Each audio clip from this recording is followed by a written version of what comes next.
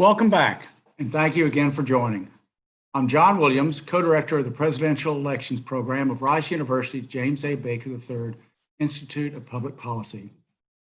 What a difference 8 years makes. The 2012 campaign between Barack Obama and Mitt Romney very well may have been the last civil American presidential election. Yes, tough words prevailed that year. President Obama derided Romney as the outsourcer in chief, better at creating jobs in other countries than in America. And Romney launched a salvo calling the president a liar and failed leader. It was a fierce campaign, but it couldn't come close to matching the earwax melting rhetoric and anger generated during the last two elections. As our society has devolved into competing camps that would rather point fingers of blame about our problems rather than talk with one another about finding solutions to them, so too have our presidential campaigns become more virulent. And although Obama and Romney never established a close personal relationship, perhaps like the one George H.W. Bush and Bill Clinton developed years after their 1992 election, both had publicly supported one another when the moment arose. That's why it's a pleasure for me to introduce the two honorary co-chairs of the 2020 Presidential Elections Program, because both were high-ranking members of that 2012 election. Stephanie Cutter served as the deputy campaign manager for President Obama's re-election campaign that year, a job that earned her the title of Mr. Obama's One-Woman Attack Squad. A graduate from Smith College and Georgetown University Law Center, she is a founder and partner at Precision Strategies, a consulting firm she launched with three other veterans from the Obama 2012 campaign team. Beth Myers was senior campaign advisor for Romney in 2012. As his closest political advisor, she has served as chief of staff during his governorship in Massachusetts and later as campaign manager during his bid for the Republican nomination in 2008. A graduate of Tufts University and SMU School of Law, she is co-founder of the Shawmut Group, a consulting firm based in Boston. Moderating their discussion this day is Dana Bash, CNN's chief political correspondent, who covers both campaigns and Congress. She regularly serves as a moderator for the network's political town hall specials and moderated CNN's 2020 election cycle debates in Detroit and Washington. Dana, you're now in charge. Thank you.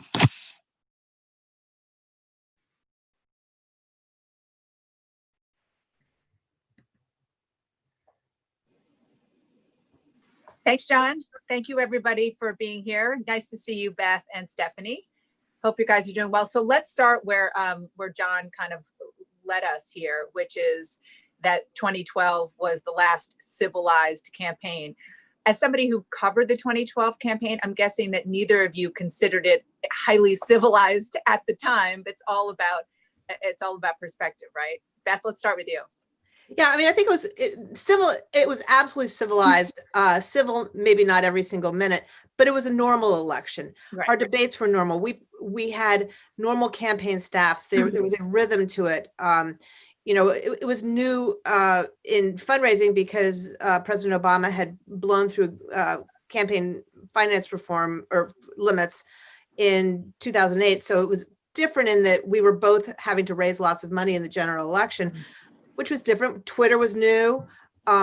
People were rude on Twitter. So, but the normal rhythm of a campaign, and when and there was a lot of communications between each campaign still happening, and when the candidates were together on a debate stage, while there might have been sparks flying, there was absolute respect and protocol followed. So in that sense, it felt like a normal campaign with all the ups and downs and bruises.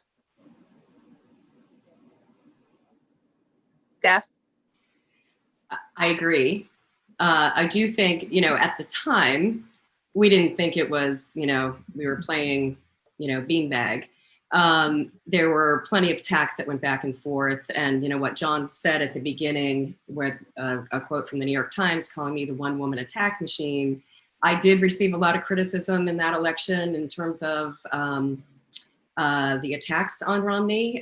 We went after his business record and his record as governor of Massachusetts, but that was all at that point fair game.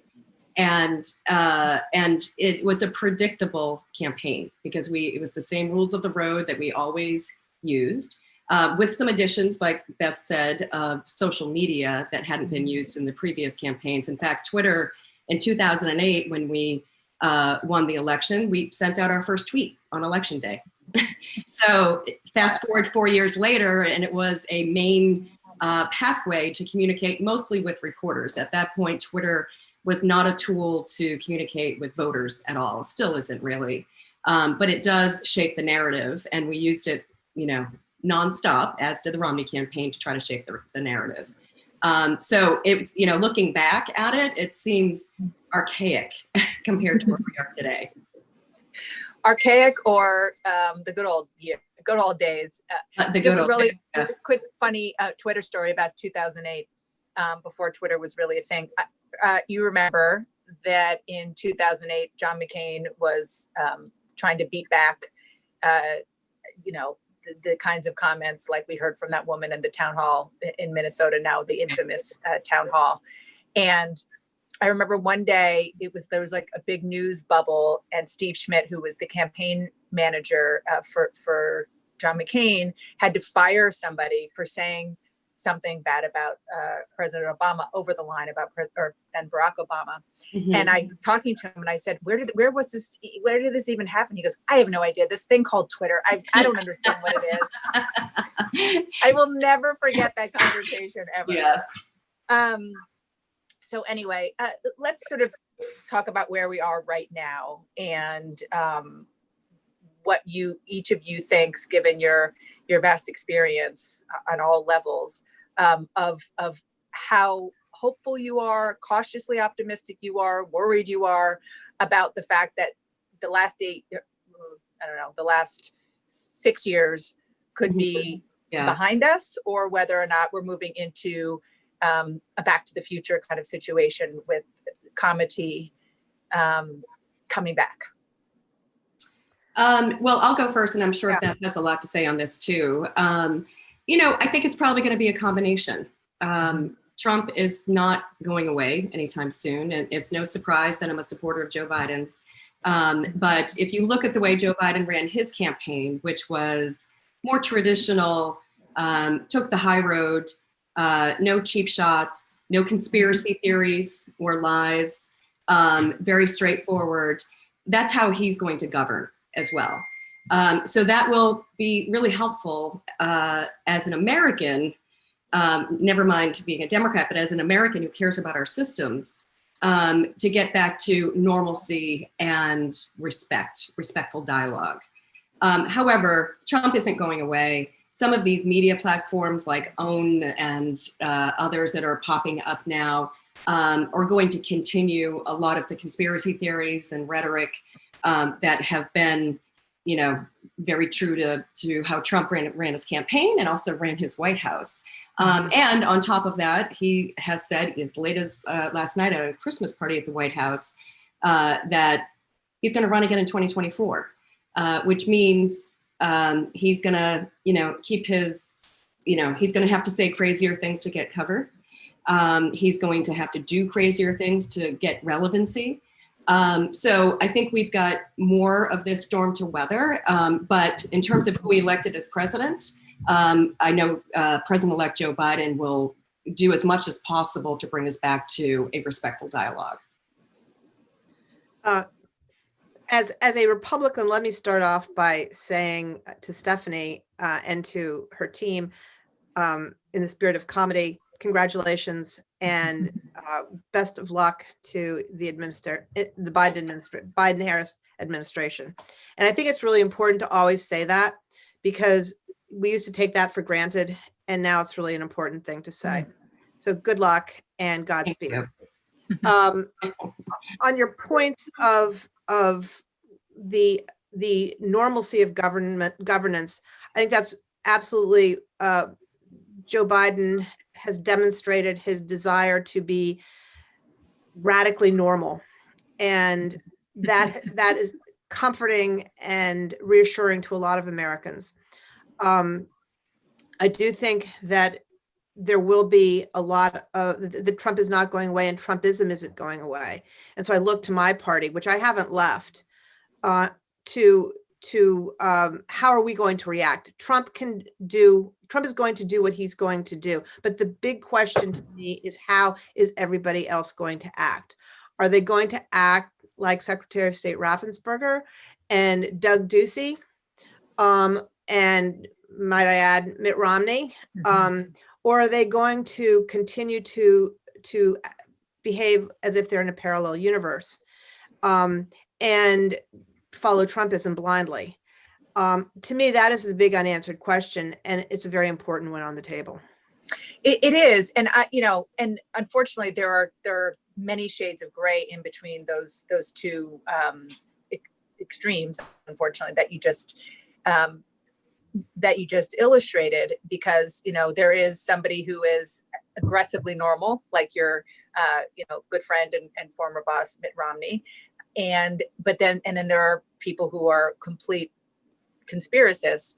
But the people in the middle are the ones that are really baffling to me, because they're trying to play both sides. I can't tell you how many Republicans I've talked to on camera and off, and we've seen the statements from them, saying, yes, the transition is beginning. Yes, we're moving towards the Biden presidency, but won't say he's president-elect, but won't say, no, there was no massive voter fraud, won't say, no, the election wasn't rigged.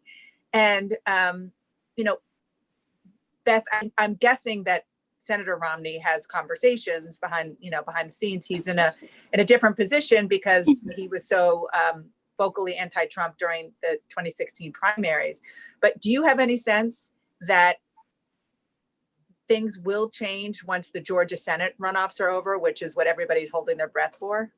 Dan, it's always just like, let's wait to see. There's always sort of the next thing. Exactly. We're waiting for it to change. Yes. So I'd like to sit here and say, yes, I think that Georgia election is going to be the finish line. And then we're going to see people revert back to a more normal Republican Party that we've all known in the past. So I'm not sure that's going to happen. I do think, however, that we all should be grateful that up and down the local governments, we have seen great courage and great leadership.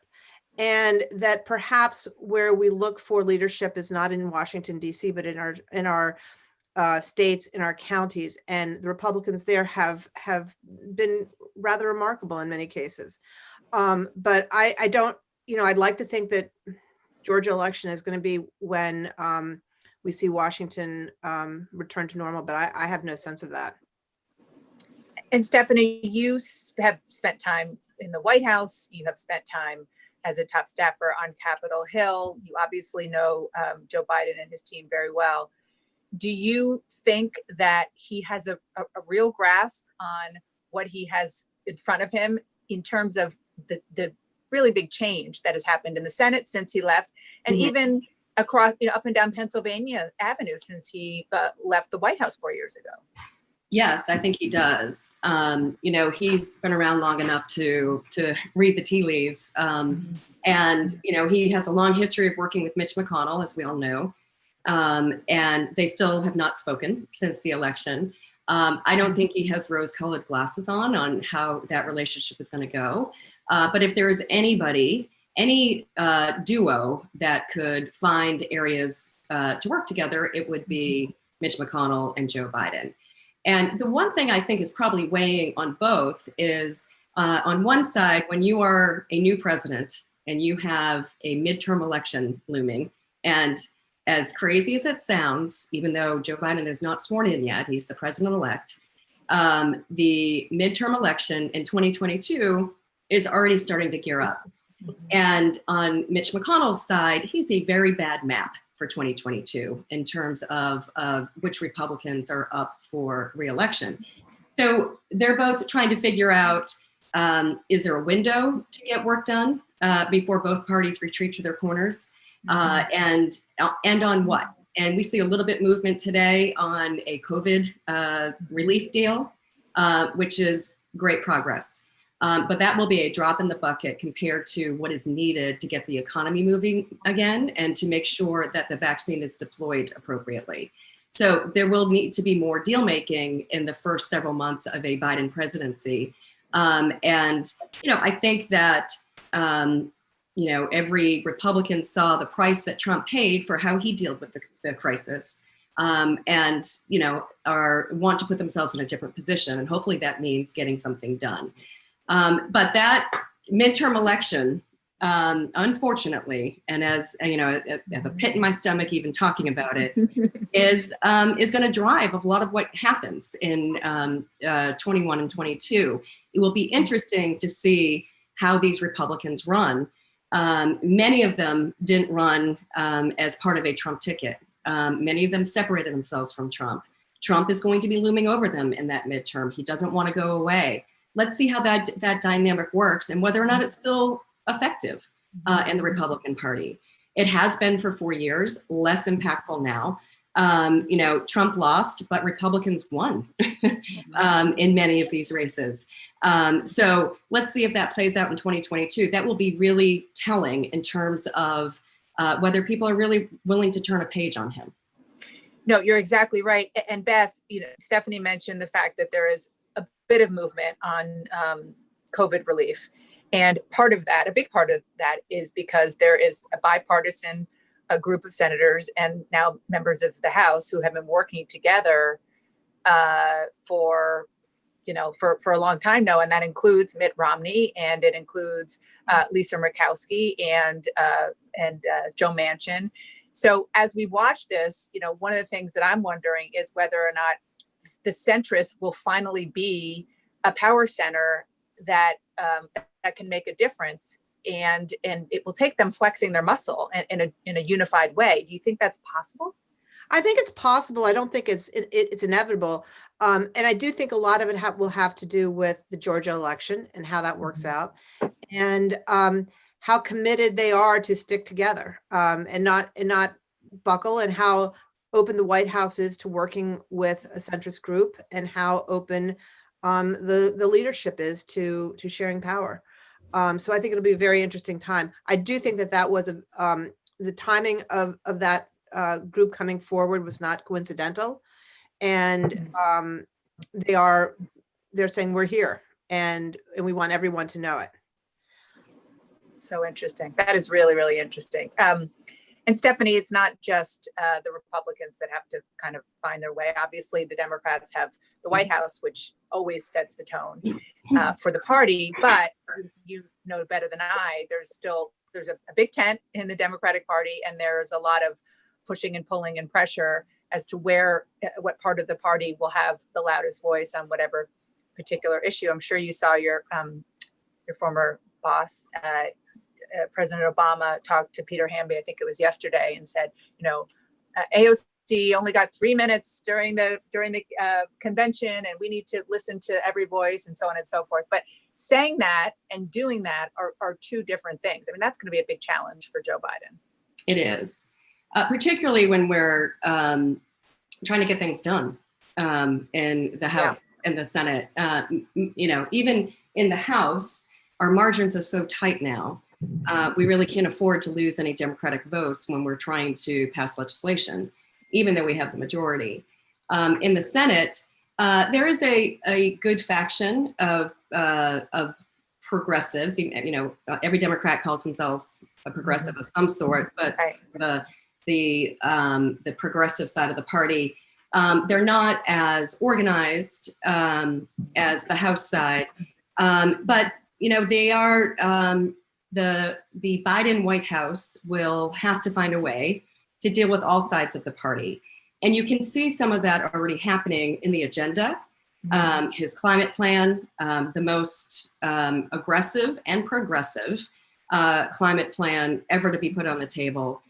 His Build Back Better to get the economy going again as a means to achieve more economic equality. And knock down some of the barriers that are preventing people from achieving equality. It's a very progressive agenda, and we'll need progressives to help us get it done. And it's too soon to say what the administration is going to look like, but there's a lot of pressure to put some real progressives in there. I do think that those that have already been announced, there's good representation across the party, and many of them who are not ideologues to begin with, that are just really good tacticians at their job of effective government. And in the middle of a crisis, that is good for everybody, not just a moderate wing of a party, a progressive wing of the party. It's good for every American to have an effective, competent government at a time like this. There's, Bernie Sanders has made clear that he would be open to joining the administration. We'll see if that happens.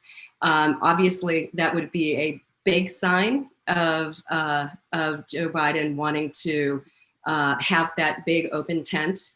But it's too soon to say, or too soon to draw any conclusions from it. It is not going to be easy. That is what I would say. Not at all.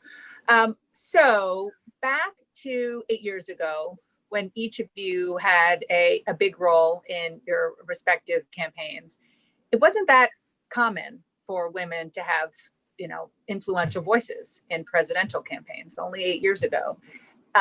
It is still, it's better now. But my question for you is, if you can just kind of, both of you, give some sense of what it was like back then. And even though we have seen major strides, your friend, Jen O'Malley Dillon, was the campaign manager, successful campaign manager for Joe Biden, and there were many other women there. But is it still kind of a boys' club, or is it genuinely changing? I'll let Stephanie start, and then I'll give my 2 cents. Okay. I would say it's genuinely changing. I'm not saying that the women who led in this latest election don't face similar problems that we faced, or sit in rooms that looked like the rooms that we sat in. But it is definitely changing in terms of more women at the head of the table, more women leading, and frankly, being respected and listened to. That we have a long way to go. I think that, certainly President-elect Biden has a group of people that have been close to him for many, many years. Many of them are white men, but he also has lots of women who have been part of the Biden family for many, many years as well, who have stuck with him, maybe many of them who worked with him in the Senate. His campaign had women virtually running every major department in the White House. Jen O'Malley Dillon, my former co-deputy campaign manager and business partner, is a deputy chief of staff with a broad swath of responsibility. The press secretary is a woman. The entire communications team are women. The vice president is a woman, and a woman of color. No small thing. So if that is, that is, I should have led with that. That is going to change a lot of things. So I'm incredibly proud of all of it, and all of them, both the men and women on that campaign. And I'm excited to see what's to come. Many young women, and I'm sure this happens to both of you as well, ask me for advice. How did you do what you did? How did you get where you are? Hell if I know. But how did you, navigate a pretty male environment when I started? Many of those issues that we face, they just won't have to deal with, which is like awe-inspiring. Makes me very happy. I kind of feel sorry for the guys in the Biden Harris, because there's definitely a female wave taking over. But I'll tell a quick story in how far I think I'm older than either one of you. But when I was in my 20s, I spent the 80s basically in Texas, and I was the deputy campaign manager for Bill Clements when he had his rematch with Mark White in 1986. And I was sitting in a room, and I know this will, as no surprise, I was the only woman other than the candidate's wife. And so therefore I was immediately, I was the note taker, even though I was not the lowest on the totem pole there. I was taking notes, and I also had to make a presentation. So I was having to pay attention. And then somebody said, honey, can you get me coffee? Oh my God. And so I just, I was trying to do a good job, as women always try to do. And I said, I can't take notes, get ready for what I'm going to say, and get coffee. I just can't do all three things. And there was this sort of pause. And then the candidate's wife kind of went, broke character and went nuts and said, look, and Rita Clements was the classiest lady there ever was. She said, "This is ridiculous. You go get the coffee," to some poor guy sitting in the corner, and off he scurried. Right. But it actually was a seminal moment for me. And I had a whole lot of respect from a lot of people after that. And I always remembered it because, you have to, you can't expect, these roles just don't change by themselves. You have to have moments, and you have to always stand up. They come up all the time. Working for Mitt Romney for me was a pleasure. I never had one of those moments with him. He always treated me with respect. I was his chief of staff for 4 years. He delegated authority to me in a way that always let everyone else know I had his respect, which is, as we all know, is very important. Segueing into being campaign manager, which I really didn't want to do, and I didn't actually feel prepared to do in 2008. But I had a conversation with him to that effect. And I said, I don't even know how to be a campaign manager. I'm going to be faking it. And he said, well, I don't really know how to be a presidential candidate. I'll be faking that too. So we can fake it all together and get there. And, but I'm talking about, 8 and 4 years ago, and there weren't a lot of women at the table. I tried to bring as many as possible. I did have the binders full of women's resumes. We did use them. We proactively pulled women in to as many senior positions as we could. I made that a priority. But watching the Biden administration, watching it be seamless, watching Jen O'Malley Dillon not make a big deal, not talk about being a woman, just doing her job, and then stepping seamlessly into the White House again. That to me is when equality is reached, when Kamala is not the woman vice president, she's the vice president. And I agree with Stephanie. I think this is a sea change moment here, because it doesn't feel like this is a big deal. It just feels like the way it should be. Yeah, that was so women, that are taking leadership roles in that White House and who had leadership roles on the campaign are mothers of young children, which I have so much respect for that. That not only you're living it, sister. So are you. But to be able to do what they did while, doing virtual school and, taking care of kids. Many of a Zoom call I had with Jen, when she has 2 8-year-old twins. One of the twins would come in to ask her a question about schoolwork. Because their room where they were doing their virtual learning was one room away from where she was running the campaign. So it's just, not only have we crossed, a big moment for women, but also recognizing that there's a balance between women and family, and we can find that balance. You have to find it. And it works really well. When I was as Mitt's chief of staff, I had 2 young children, and I had two things that made it work.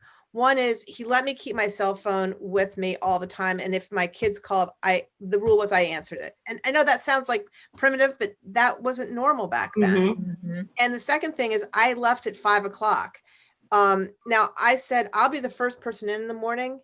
But I have to leave at 5 o'clock to pick my kids up. I'm not willing to give up between 5 and 7:30 unless there's a state crisis.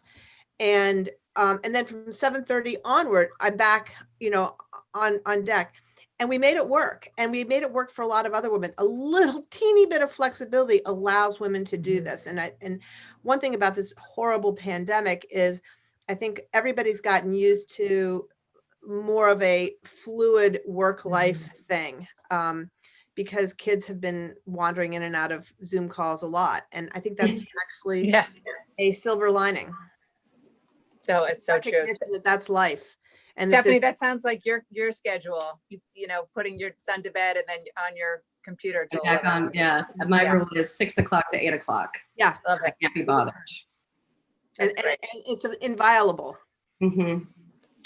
So while we're on the subject of women, I want to talk about this election and specifically, Beth, for you about Republican women. Yeah. Because there's been so much discussion about the presidential and about everything that has gone with it. We haven't talked a lot about the fact that Republican women have built back some of their losses over the years. So, for example, in the House, they at least doubled their numbers. 28 Republican women, we believe, will come in. It could be more because there's some outstanding races. Now, Democrats still have 89, so there's still a big deficit, but they're starting to come back. And as a Republican woman, I just wonder what your thoughts are on that. No, I had a lot of fear of what Donald Trump and Trumpism was going to do this election cycle, and I think while we haven't fully unpacked that, what we did see was some suburban women rejecting Trumpism, but saying, "Hey, I like that woman down ballot." Young Kim in California. I mean, she won a very tough race in a very swing district that Trump lost, and she led him significantly. And I think that's something that I want to take a much harder look at. How much of that happened, but while the suburban women did leave Donald Trump, they didn't necessarily leave down ballot. And I'm heartened by it. I'm heartened by Susan Collins' win, although she was also running against a woman. But I think Republican women are not an endangered species, and they could have become that. And so, what does the party need to do to not, one step forward, two steps back with women, and not just women, people of color? There's a more diverse Republican Party, which surprised a lot of people, as you said, given the fact that Donald Trump turned a lot of those voters off, never mind potential candidates. I like I said, I really need to unpack it because it surprised me. And one of the things that, while I do not like Donald Trump, and I don't like Trumpism, I don't like populism in general. One thing that I think is important and is resonating a little bit to me is that there was a sense that he was listening to people that generally don't get listened to, and that does resonate, and that Joe Biden was the perfect person to run against him because nobody listens better than Joe Biden. So there was a nice counterweight to it. But I think it's a little bit of a yellow flag to Democrats that there are people out there that do feel left behind, and that the country is still very divided, and still and we all need to reach out to help our neighbors. I want to talk a little bit before we run out of time about COVID. And Stephanie, you put together a widely praised Democratic National Convention and kind of literally made it up. When I say it, putting it on in the age of COVID and doing it virtually. And even Republicans would give you an atta girl and say, it was great. So as somebody who was involved in that in such a deep way, what was your view of the way that the campaigning went from there? Obviously, it worked out well for Joe Biden and not so well for Donald Trump, who just kind of campaigned as it was, regular business. But I just wonder what your views are now looking back on COVID and the election. I mean, Biden faced a lot of criticism, even from within his own party, that he was, theoretically campaigning from the basement. He wasn't in the basement, but he took a very aggressive view, or you could say conservative view, of what he should do to emulate good behavior on how to handle COVID. And part of that was not putting other people at risk. And that, when we started the convention planning, that was his number one edict. I don't want to do anything that puts anybody at risk. So we went through a whole litany of options. One, a traditional in-person convention. That's how we started. Then it was a hybrid convention. Some people in Wisconsin, most people virtually wherever they are, to a completely virtual convention, which meant that it didn't mean it was all pre-taped. It meant that you were doing what you were going to do from wherever you were. You weren't traveling or exposing anybody to anything. And that's how he campaigned. I think as time went on, because everybody was sort of creating the playbook as the plays were being made, they came up with different ideas. We had used the idea of drive-ins as part of the convention to show enthusiasm and people watching what was happening and showing their support of it. That became a big way for them to organize, the Biden campaign to organize, and for the vice president to be able to speak, the now president-elect to be able to speak to larger numbers of people in a more personal way than he can on a screen like this. Yeah. And conversely to that, Trump was campaigning with tens of thousands of people, and soon the public health agencies were reporting on the outbreaks in the aftermath of those rallies. And that hurt him. It probably helped him with his base because they were with him in terms of how to handle COVID. But for the swing electorate, which is what either side needs to be able to get over 270, he was really hurt. So now we have an administration in waiting. We are hopefully about to have a vaccine. I know that the Biden team is already working aggressively on what a deployment plan would look like and is in touch with many of the public health officials in charge of it. But we also have an inaugural coming up. And how will your experience dictate the inaugural planning? Well, the president-elect has also made clear he doesn't want to put anybody in jeopardy as part of the inaugural. And December, January, and February are going to be really difficult months. Some people will get vaccinated, but it's going to take time to ensure that enough of the population is protected. So what do? There are certain parts of that, the way I started the convention in terms of planning, what are the things that we want to maintain and what can we do without? What rules do we want to break? What traditions do we want to create as new traditions? And so that's what we're thinking through right now. Obviously, he's going to take the oath of office. Right. But it won't be in front of hundreds of thousands of people. Yeah. Obviously, hopefully, there'll be a dance, a first dance of the first couple. But it won't be in a huge crowded ballroom that we're all used to. So we're trying to figure out what it looks like and how we bring as many Americans into it as possible without jeopardizing public health. President Trump will be able to say he had bigger crowds at his inaugural than President-elect Biden. He'll finally have to say that and not be lying about it. Exactly. Beth, I want to ask you about COVID as it relates to the campaign also, and about what you're hearing that it might have done to polling and kind of how people thought the election was going to go versus how it actually went. Not so much on the presidential level, but down ballot. Yeah, look, I think COVID was the overhanging issue for the entire election, and I heard over and over again, and again going right to the swing vote. Those are people that I talk to. Women in suburban women are my people, and it was a huge thing for us. I mean, we wanted, and I mean, Joe Biden was the exemplar in chief. He did what we wanted to do. Now, I think there's a tremendous opportunity for the Biden campaign to come out, or the Biden administration to come out, and by handling COVID, continuing to handle COVID in a way that is going to save as many people possible. And running the vaccine well is going to set the table for a period of time where they can do a lot if they do that well. And so to me, I don't look backwards on it so much as look forward. And I think the door is about to open. If the Biden people can make it open faster, it'll be a huge win for them. And I have faith actually that they will. I think Ron Klain, he must be thinking about that single-mindedly day in, day out, and he's going to make it happen. Thank you both. It was great to see you. I see John there, so I think that's our gong. Time is up. Thank you, Dana. Thanks so much. Dana.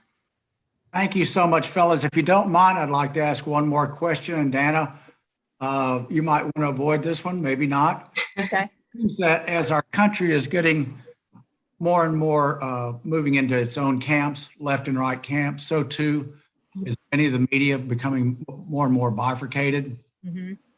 Republican media preaches to Republicans, liberal media preaches to liberals.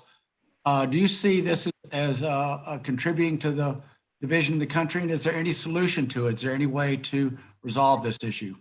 I would love to talk about that. The answer is absolutely. It's a huge contributor to the division of this country because people only hear what they want to hear. And unfortunately, on a network that is has 3 letters, they tell the president what he wants to hear. And so it's an echo chamber between him and his supporters. And look, I mean, there is room for conservative media. There is room for progressive media, but there isn't room for untruths and lies, because what that does is it undermines everything that we all hold so dear, which is, the basics of democracy. And so what we have now, because conservative media has been spewing lies at the behest of Donald Trump, people believe it. And so it's a vicious cycle. And so it is a huge, huge problem. What the solution is, I wish I knew. Maybe our, political experts have ideas.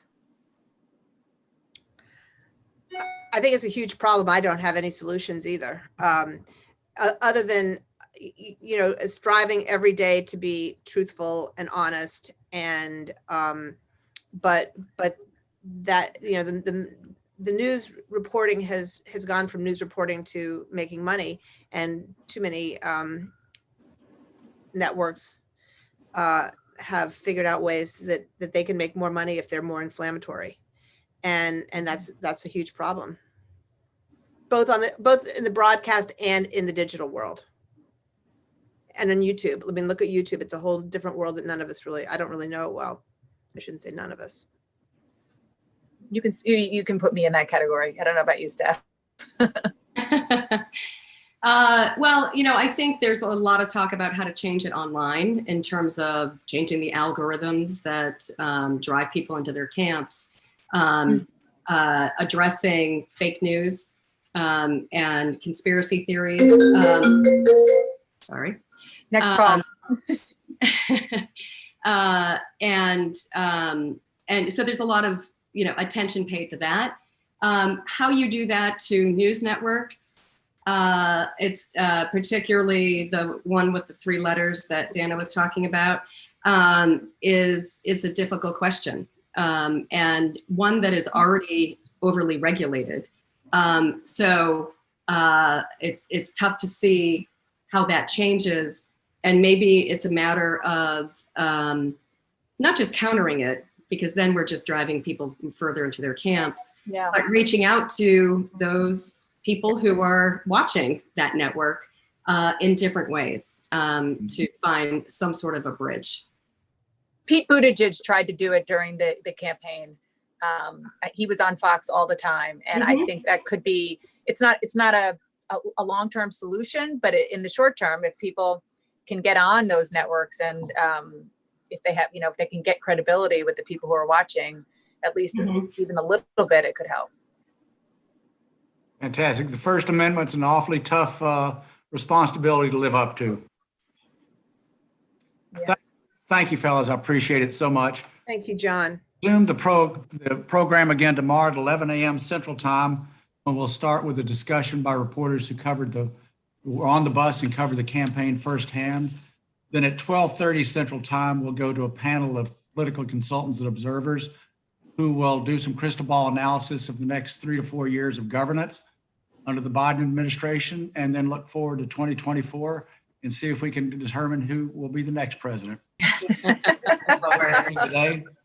In the meantime, please tell your friends and colleagues that they can register to watch our program by going to, this is my ad, by going to www.bakerinstitute.org. That's www.bakerinstitute.org. Once again, thank you, and we'll see you later. Bye. Thank you. Bye.